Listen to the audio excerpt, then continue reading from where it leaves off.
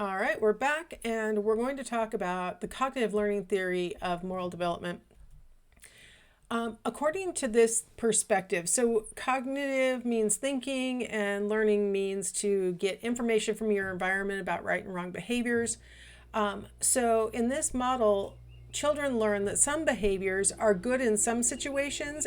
Like, for example, dad had shoulder surgery and he's been prescribed OxyContin for, his pain, and then bad in others. The neighbor kid selling OxyContin on the corner, that can be a bad behavior. That the exact same, that the OxyContin itself is not the evil part per se. It's that it's the situation, right? So if you need it because you've had surgery and you're in pain, it's one thing, and you take it as directed, and you stop taking it when the treatment is over.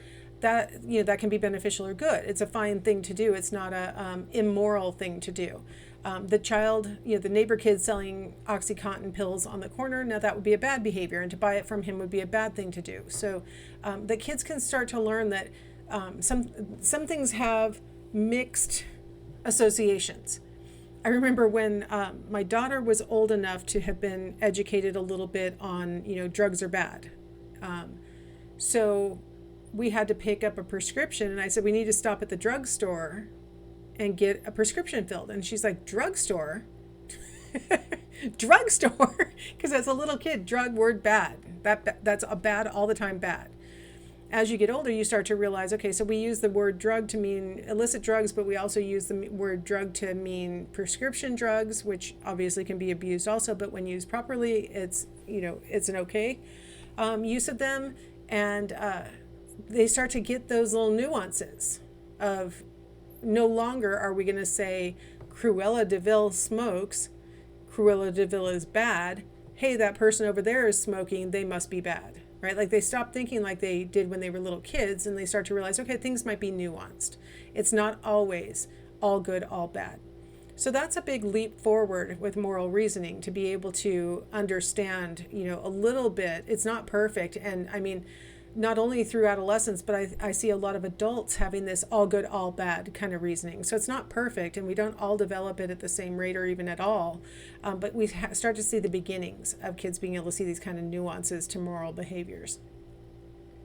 Now, when we talk specifically about Piaget's cognitive developmental theory of morality, if you guys recall, we had talked about heteronomous morality in early childhood, that kids really rely on somebody else. Hetero means other. So somebody else is going to provide the morality, and the consequences that other person doles out are going to determine the rightness or wrongness of a behavior. Autonomous morality, which is now it's going to be self-controlled morality, is going to start to develop around age 8.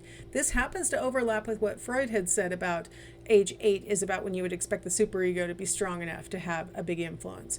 I think that's a coincidence, or that Piaget had read it and said, well, 8 does seem like a good time. So I don't think it's because there's something, necessarily inherently correct about Freudian theory, and Piaget was trying to match it or something. But so with autonomous morality, the child starts to realize that behaviors are right or wrong, and start to display their own personal control in deciding whether to do the behavior or not do the behavior. Here we have a kid who clearly knocked over something and then blames the cat for it, right?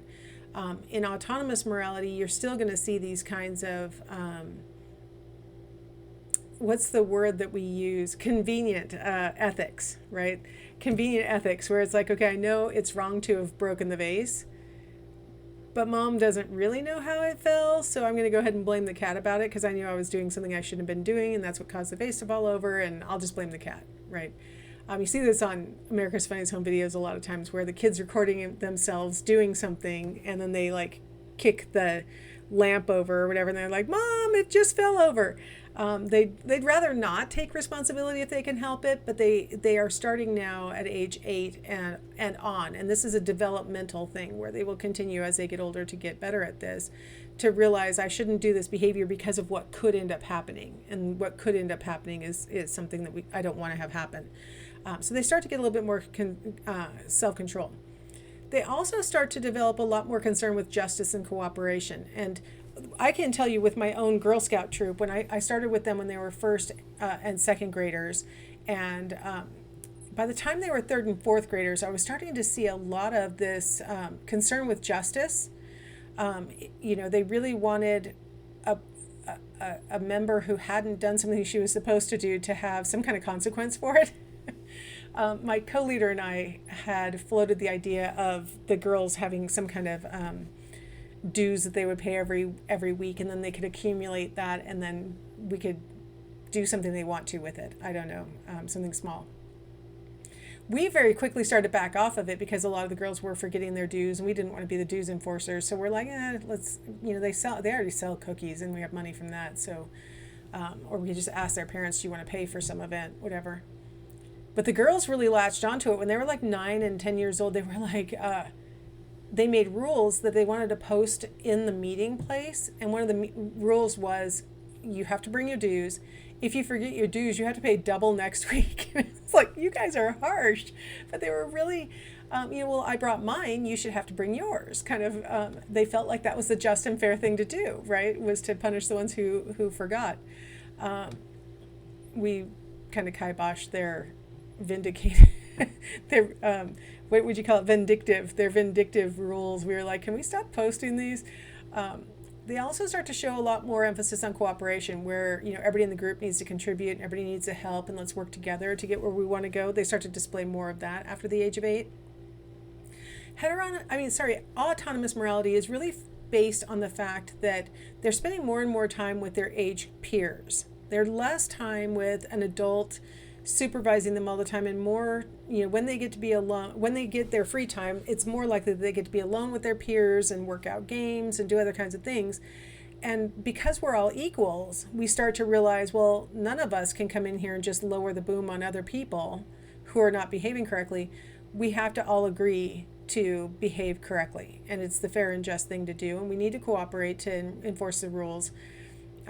When I was in 4th grade, my best friend and I would go out every recess, and we would stake out the tetherball pole that we liked, and nobody else could ever have it. Like we would run as fast as we could to be the first ones to get to the tetherball pole, and if anybody stood in line wanting to play next, we're like, you keep moving, kid, you're not playing with us. We would just play the entire recess.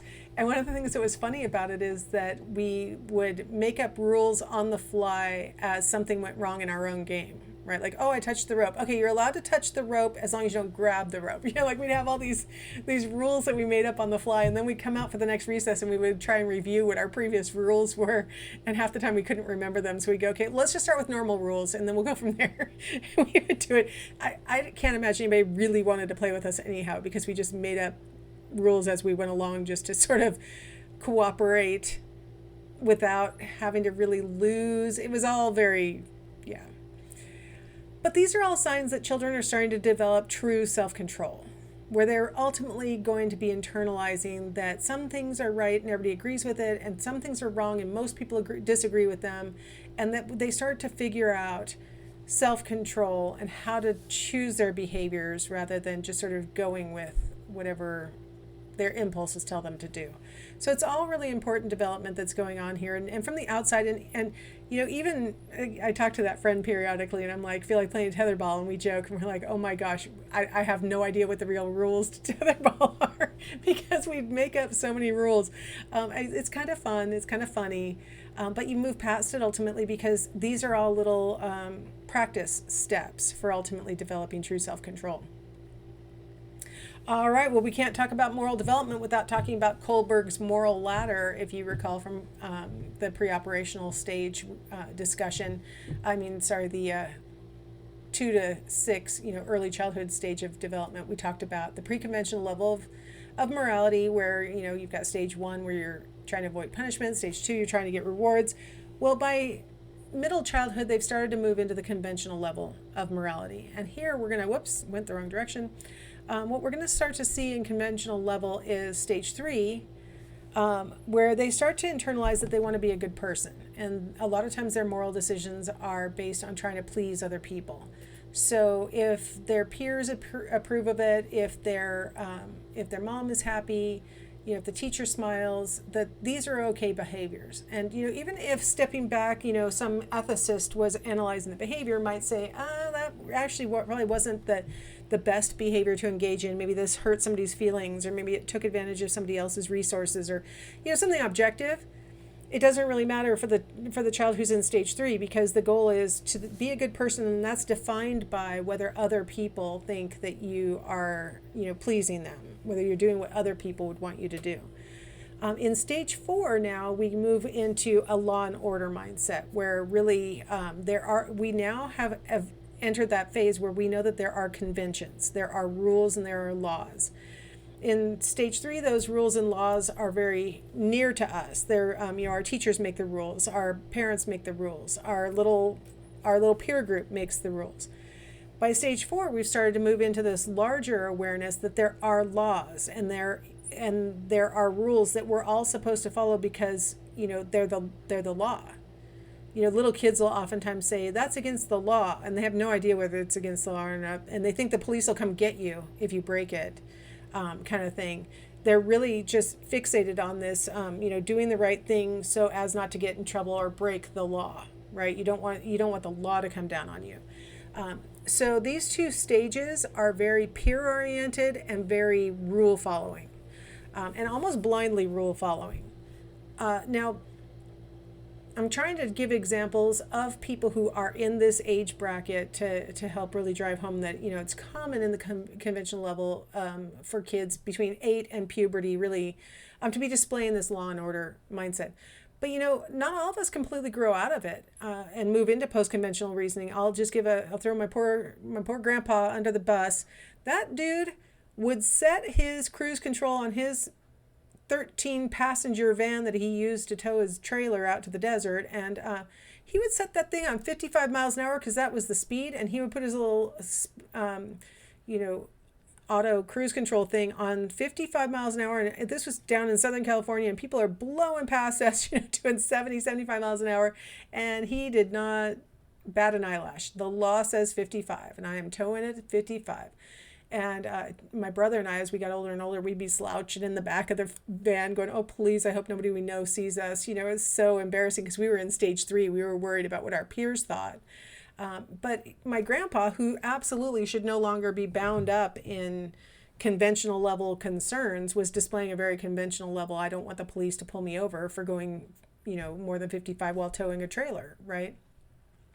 So it's not that you move past these stages as an adult and don't revisit them. All of us get a little conventional level when we're worried what our peers are going to think of our new clothes, or the fact that we have a spot on us, or if we're worried about whether we're going to drive through a speed trap and maybe get a speeding ticket or something like that. That's us being a little conventional level also. We can get a little pre-conventional also, if you're trying to make sure you don't get a speeding ticket, because if you can make it, 2 more months, you're going to reach that cutoff point where your insurance is going to give you some kind of reward, right, for having been a safe driver. Or, if the whole reason why you follow the traffic laws is strictly because you don't want to get a ticket, that could be, a little stage 1 punishment avoidance, right? So it isn't the case that we move linearly through the, climb the ladder, get to the top, and never revisit, thinking styles that are appropriate to the lower stages. We do, and it really is kind of, and I'd like to argue, a little bit self-serving sometimes, right? Like, I don't feel like paying for a ticket, so yeah, I'm going to drive through that known speed trap to avoid the punishment of getting a ticket. In part because if I get a ticket, if I get that punishment that I was worried about, which is very stage 1 pre-conventional logic, I know that my insurance company is going to think less of me. And so the stage 3 part of me kicks in, where I'm like, well, I don't want them to think I'm a bad driver, that I do this all the time. And then they're going to, of course, punish me and raise my rates. But I also want them to think I'm a good, easy to insure. I want the best points on my record, all these, you know what I mean? Like, we all hop around with this stuff. It's not a linear climbing the ladder. That's all I'm trying to say.